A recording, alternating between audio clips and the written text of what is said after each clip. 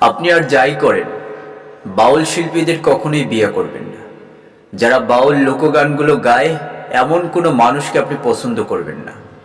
যারা বাউল গান করে তাদের পকেটে টাকা থাকে না, তারা শিক্ষা গ্রহণ করে শুধু জ্ঞানের তৃপ্তি মিটানোর জন্য।